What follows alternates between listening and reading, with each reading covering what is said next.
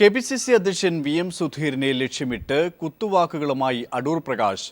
ആദർശ രാഷ്ട്രീയത്തിന്റെ കുപ്പായം തനിക്കേ ചേരുവെന്നാണ് ചിലരുടെ ചിന്തയെന്ന് ഫേസ്ബുക്കിൽ അടൂർ പ്രകാശ്. റവന്യൂ വകുപ്പിന്റെ ചില ഉത്തരവുകൾ കൂടി പിൻവലിക്കണമെന്ന സുധീരന്റെ പരസ്യ പരാമർശത്തിനാണ് അടൂർ പ്രകാശിന്റെ മറുപടി. നിയമസഭയിൽ തുടർച്ചയായി ജയിക്കുന്നത് ഓടിളക്കി വരുന്നത് കൊണ്ടല്ലെന്ന് കെ. മുരളീധരൻ പ്രതികരിച്ചു. ഭൂമാഫിയയ്ക്ക് ഭൂമി പതിച്ചു നൽകിയ റവന്യൂ വകുപ്പിന്റെ നടപടിയെ വിമർശിച്ച് കെ.പി.സി.സി ഓഫീസിൽ സുധീരൻ പ്രസംഗിച്ചത് ഇങ്ങനെ: അതോടൊപ്പം തന്നെ ഒരു 1-2 ഉത്തരവുകളുടെ കാര്യങ്ങളും ഉണ്ട്. അത് അദ്ദേഹത്തിൻ്റെ ശ്രദ്ധയിൽപ്പെടുത്തിയിട്ടുണ്ട്, ആഭ്യന്തരമന്ത്രിയുടെ ശ്രദ്ധയിൽപ്പെടുത്തിയിട്ടുണ്ട്. അതിനും നമ്മുടെ ഹോപ്പ് പ്ലാന്റേഷൻ പോലെയുള്ള ചില വിഷയങ്ങൾ, അതൊക്കെ ഉചിതമായ തീരുമാനമുണ്ടാകും എന്ന ഉറച്ച വിശ്വാസമാണ്. തുടർന്നാണ് സുധീരനെ ഉന്നം വെച്ച് അടൂർ പ്രകാശിന്റെ ഫേസ്ബുക്ക് പോസ്റ്റ്. ആദർശ രാഷ്ട്രീയത്തിന്റെ കുപ്പായം തനിക്ക് മാത്രമേ ചേരുവെന്ന് ചിലർ കരുതുന്നു. ഇവരുടെ കുപ്പായത്തിലെ ചേറ് ജനങ്ങൾ തിരിച്ചറിയും. കലക്കവെള്ളത്തിൽ മീൻ പിടിക്കാനാണ് ഇത്തരക്കാരുടെ ശ്രമമെന്നും സുധീരന്റെ പേര് പറയാതെ മന്ത്രി വിമർശിച്ചു.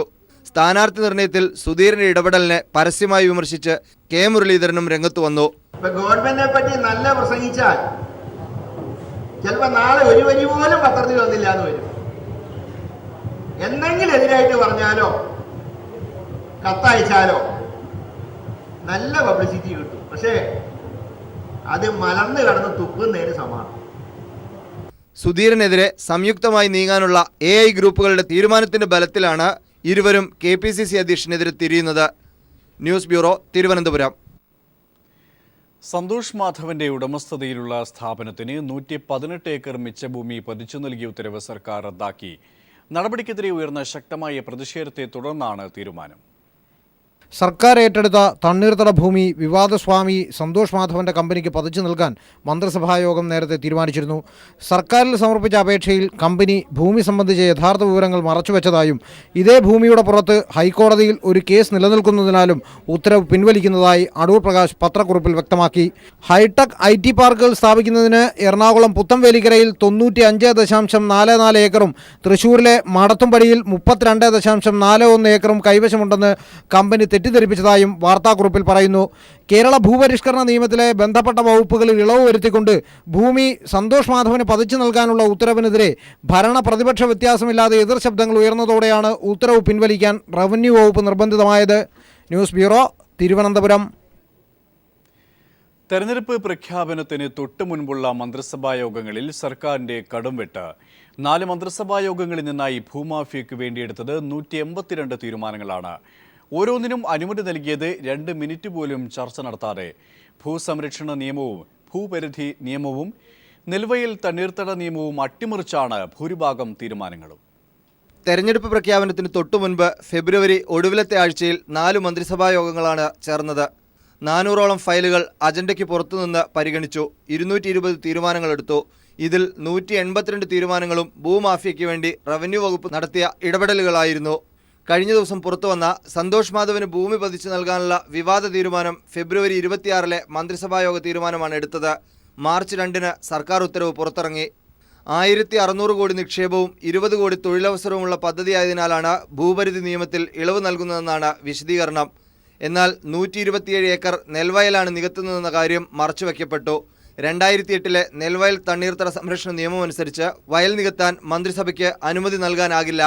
വിവാദ സന്യാസി സന്തോഷ് മാധവൻ ബിനാമി ഇടപാടിൽ വാങ്ങിക്കൂട്ടിയ ഭൂമിയാണെന്ന പോലീസ് റിപ്പോർട്ടും മറച്ചുവച്ചാണ് അടിയന്തര പ്രാധാന്യത്തോടെ ഉത്തരവിറക്കിയത്. സമാനമായ രീതിയിൽ കരുണ എസ്റ്റേറ്റിന്റെ 833 ഏക്കർ ഭൂമിക്ക് കരമൊടുക്കാൻ നൽകിയ അനുമതി, മെത്രാൻകായൽ നികത്തൽ, കടമക്കുടി നിലനികത്തൽ, വൈക്കത്ത് ചെമ്പിൽ 127 ഏക്കർ നിലനികത്തൽ, ഇടുക്കിയിലെ പീരുമേടിൽ ഹോപ്സ് പ്ലാന്റേഷന് 728 ഏക്കർ ഭൂമിക്ക് അംഗീകാരം നൽകൽ തുടങ്ങിയ തീരുമാനങ്ങളെല്ലാം ഫെബ്രുവരി അവസാന ആഴ്ചയിലെ മന്ത്രിസഭാ യോഗങ്ങളിലായിരുന്നു. 182 തീരുമാനങ്ങളിലൂടെ 2500ഓളം ഏക്കർ ഭൂമി പതിച്ചു നൽകിയതായാണ് പുറത്തുവരുന്ന വിവരം. പദ്ധതികൾ സംബന്ധിച്ച ഫയലുകൾ അതീവ രഹസ്യമായി സൂക്ഷിക്കാനും ഉദ്യോഗസ്ഥർക്ക് സർക്കാരിന്റെ നിർദ്ദേശമുണ്ട്. News bureau, Thiruvananthapuram. കാസർഗോഡ് ബളാൽ എസ്റ്റേറ്റിന്റെ ഉടമ മുഖ്യമന്ത്രി ഉമ്മൻചാണ്ടിയുടെ ഇഷ്ടക്കാരനായിരുന്ന പുതുപ്പള്ളിക്കാരൻ. മുഖ്യമന്ത്രി ഉമ്മൻചാണ്ടിയുടെ തെരഞ്ഞെടുപ്പ് കൺവീനറായിരുന്ന CG ജോർജിൻ്റേതാണ് പ്രകാശ് എസ്റ്റേറ്റ്. പരേതനായ ജോർജിന്റെ മകനാണ് നിലവിലെ MD. നിയമവിരുദ്ധമായി ഭൂമി വിറ്റതിന് വിജിലൻസ് FIR രജിസ്റ്റർ ചെയ്ത കാര്യം മറച്ചുവെച്ചാണ് മുഖ്യമന്ത്രിയുടെ ഇഷ്ടക്കാരന് വേണ്ടി റവന്യൂ വകുപ്പ് ഉത്തരവിറക്കിയത്. കേരള ഭൂപരിഷ്കരണ നിയമം ലംഘിച്ച് കാസർഗോഡ് ബലാളിൽ 264.41 ഏക്കർ സർക്കാർ ഭൂമി കോടികൾക്ക് മറച്ചു വിറ്റത് മുഖ്യമന്ത്രി ഉമ്മൻചാണ്ടിയുടെ പുതുപ്പള്ളിയിലെ വിശ്വസ്തനായ CG ജോർജ് ആണ്. മുഖ്യമന്ത്രി മുൻകൈയെടുത്ത് തുടക്കം കുറിച്ച Puthuppally village service cooperative bank, Meenadam Priyadarshini spinning mill തുടങ്ങിയവയുടെ സാരഥ്യം CG ജോർജിനായിരുന്നു. കൂടാതെ പുതുപ്പള്ളി പഞ്ചായത്ത് പ്രസിഡന്റ്, മുഖ്യമന്ത്രിയുടെ തിരഞ്ഞെടുപ്പ് കമ്മിറ്റി ചെയർമാൻ തുടങ്ങി നിലകളിലും CG ജോർജ് പ്രവർത്തിച്ചു വന്നു. ഇതാണ് സർക്കാർ ഭൂമി മറച്ചുവിറ്റതിന് നിയമസാധുത നൽകാൻ കാരണമായിരിക്കുന്നത്. 275 ഏക്കറുള്ള തോട്ടത്തിലെ നിയമവിരുദ്ധ ഇടപാടുകൾക്കെതിരെ നിലവിലെ ഉടമയും CG ജോർജിന്റെ മകൻ അനിൽകുമാർ ഉൾപ്പെടെയുള്ളവർക്കെതിരെ വിജിലൻസ് കേസ് നിലനിൽക്കുന്നുണ്ട്. ഇത് മറച്ചുവെച്ചാണ് മിച്ചഭൂമിയായി സർക്കാർ ഏറ്റെടുക്കേണ്ടിയിരുന്ന ഭൂമി 205 വ്യക്തികൾക്കായി കൈമാറിയത്. പണം നൽകി ഭൂമി വാങ്ങിയവരുടെ ദുരിതം അപേക്ഷയായി എഴുതി വാങ്ങിയാണ് നിയമവിരുദ്ധമായി വിറ്റ ഭൂമിക്ക് കരമീടാക്കാൻ തീരുമാനിച്ചിരിക്കുന്നത്. ഇത്തരത്തിൽ കരം സ്വീകരിച്ചാൽ ഭാവിയിൽ ഭൂമിയുടെ ഉടമസ്ഥാവകാശം നിലവിൽ പണം നൽകിയവർക്ക് ലഭിക്കില്ല. മാത്രമല്ല, സമാനമായി കോടതിയുടെ പരിഗണനയിലുള്ള കേസുകൾക്ക് സർക്കാരിന്റെ പുതിയ ഉത്തരവ് തിരിച്ചടിയാകുമെന്നാണ് നിയമവിദഗ്ധർ ചൂണ്ടിക്കാട്ടുന്നത്. Leslie John. കതിരൂർ മനോജ് വധക്കേസിൽ ജാമ്യം ലഭിച്ച P. ജയരാജൻ ജയിൽ മോചിതനായി. കോടതി വിധി കോൺഗ്രസ് BJP ഗൂഢാലോചനയ്ക്കേറ്റ് തിരിച്ചടിയെന്ന് P. ജയരാജൻ പ്രതികരിച്ചു. തലശ്ശേരി അഡീഷണൽ സെഷൻസ് കോടതിയാണ് ജാമ്യം അനുവദിച്ചത്. 2 മാസത്തേക്കോ കേസിൽ കുറ്റപത്രം സമർപ്പിക്കുന്നതുവരെയോ കണ്ണൂർ ജില്ലയിൽ പ്രവേശിക്കരുതെന്നും ഉത്തരവ്. CPIM ജില്ലാ സെക്രട്ടറി P. ജയരാജന് ജാമ്യം അനുവദിച്ചുകൊണ്ട് തലശ്ശേരി ജില്ലാ സെഷൻസ് കോടതി ഉത്തരവിട്ടു. 50,000 രൂപയിലും 2 ആൾജാമ്യത്തിലുമാണ് ജാമ്യം അനുവദിച്ചത്.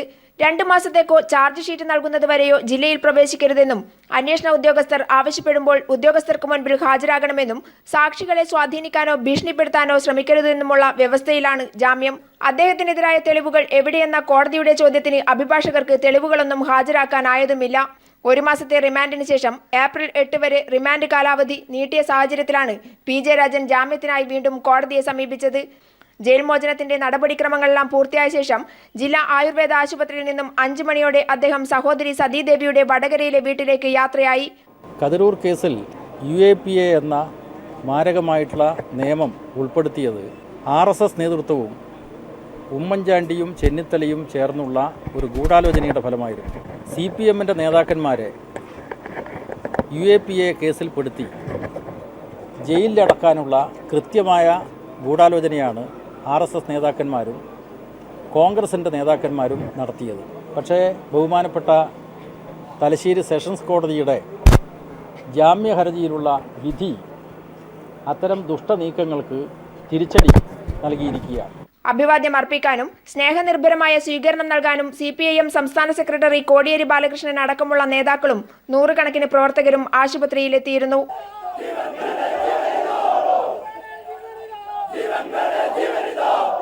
PV Joshila, news bureau, Kannur.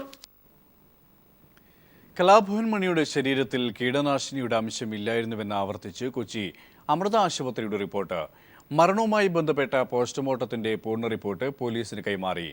കരൾ രോഗവും കിഡ്നിയുടെ തകരാറുമാണ് മരണകാരണമെന്ന് റിപ്പോർട്ടിൽ പറയുന്നു. പോലീസ് ഡോക്ടർമാരുടെയും ലാബ് ജീവനക്കാരുടെയും മൊഴിയെടുത്തു. കലാഭവൻ മണിയുടെ പോസ്റ്റ്മോർട്ടത്തിന്റെ പ്രാഥമിക കണ്ടെത്തലുകൾ ആവർത്തിച്ചാണ് പൂർണ്ണ റിപ്പോർട്ട് അന്വേഷണ സംഘത്തിന് കൈമാറിയത്. കരൾ രോഗം മൂർച്ഛിച്ചതും ആന്തരിക രക്തസ്രാവവും വൃക്കരോഗവും മരണത്തിന് കാരണമായി. കരൾ ഗുരുതരാവസ്ഥയിലായിട്ടും വലിയ അളവിൽ ബിയർ ഉപയോഗിച്ചത് ആരോഗ്യസ്ഥിതി മോശമാക്കി. മരണസമയത്ത് കരളിൽ വെള്ളം കെട്ടുന്ന അവസ്ഥയിലായിരുന്നു. വൃക്കയിൽ രക്തസ്രാവവും അണുബാധയും മൂലം പഴുപ്പ് ബാധിച്ചിരുന്നു. ഇതും മരണത്തിലേക്ക് നയിച്ചുവെന്നാണ് ഡോക്ടർമാരുടെ കണ്ടെത്തൽ. ഗുരുതരാവസ്ഥയിലായ കലാഭവൻ മണിയെ ചികിത്സിച്ച കൊച്ചിയിലെ അമൃത ആശുപത്രി അധികൃതരിൽ നിന്നും അന്വേഷണ സംഘം മൊഴിയെടുത്തു. മണിയെ ചികിത്സിച്ച ഡോക്ടർമാരും ലാബ് ടെക്നീഷ്യന്മാരും കീടനാശിനിയുടെ സാന്നിധ്യം ഉണ്ടായിരുന്നില്ലെന്ന് മൊഴി നൽകി. അബോധാവസ്ഥയിലായ ദിവസവും മണി പതിവ് മരുന്നുകൾ കഴിച്ചിരുന്നു. എന്നാൽ മണിയുടെ ശരീരത്തിൽ മെഥനോൾ കണ്ടെത്തിയതായി മൊഴിയുണ്ട്. കാക്കനാട്ടെ സർക്കാർ ലബോറട്ടറിയിൽ നടത്തിയ ആന്തരിക അവയവങ്ങളുടെ രാസപരിശോധനയിലാണ് കീടനാശിനി സാന്നിധ്യം കണ്ടെത്തിയത്. എന്നാൽ എത്ര അളവിൽ കീടനാശിനി ശരീരത്തിലെത്തിയെന്ന് ഫോറൻസിക് പരിശോധനയിൽ കണ്ടെത്താനായില്ല. ഇക്കാര്യത്തിൽ വ്യക്തത വരുത്താനാണ് ആന്തരിക അവയവങ്ങളും രക്തവും മൂത്രവും ഹൈദരാബാദിലേക്ക് പരിശോധനയ്ക്ക് അയച്ചത്.